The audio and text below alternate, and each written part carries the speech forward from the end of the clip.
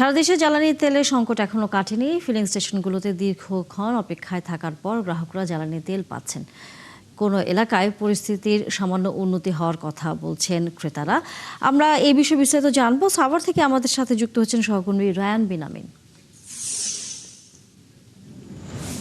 Ryan, আপনি যেই পাম্পে আছেন সেখানকার পরিস্থিতি সর্বশেষ কি দেখতে পাচ্ছেন? এবং বারবারই গ্রাহকরা বলছিলেন যে তাদের পর্যাপ্ত যে পরিমাণ তেল দরকার সেটি তারা পাচ্ছেন না।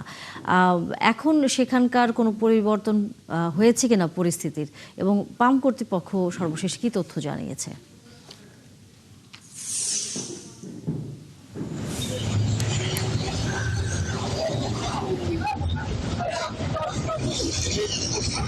আচ্ছা, তানিয়া, আমি এখন সাভারের হেমায়তপুর এলাকার একটু পাম্পে আছি। এখানকার যে গ্রাহক যারা আছেন তারা পর্যাপ্ত পরিমাণে তেল পাচ্ছেন। আমার পেছনে দেখতে পাচ্ছেন গাড়ির দীর্ঘ লাইন আছে। এখানে প্রায় শতাধিকের মতো গাড়ি এই পাম্প থেকে তেল নিচ্ছে এবং পর্যাপ্ত তেল তারা পাচ্ছেন বলে আমাদের জানিয়েছেন।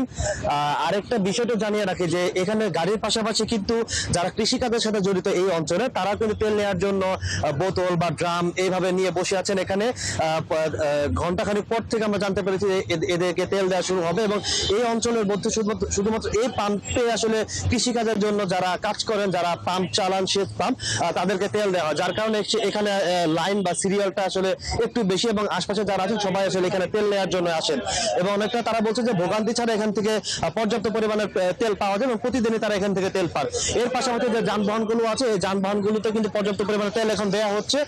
কিছুক্ষণ আগে থেকে তেল দেওয়া শুরু হয়েছে এবং এখানকার যারা নিয়মিত তেল নেন, যারা ক্রেতা আছেন, তারা বলছেন যে এখানকার তেলের মানও ভালো এবং তেলের পরিমাণও ভালো পাওয়া যায়, যার কারণে আসলে এই পাম্পে তেলের যে চাপ, ক্রেতাদের যে চাপ, সেই চাপটাও আসলে একটু বেশি। তো এখন পর্যন্ত সাভারের যে তেলের পাম্প সেটা বলা যায় কিছুটা স্বাভাবিক। ধন্যবাদ রায়ান বিনামিন। নিশ্চয়ই ফিরবো আমরা পরবর্তীতে আবার আপনার কাছে।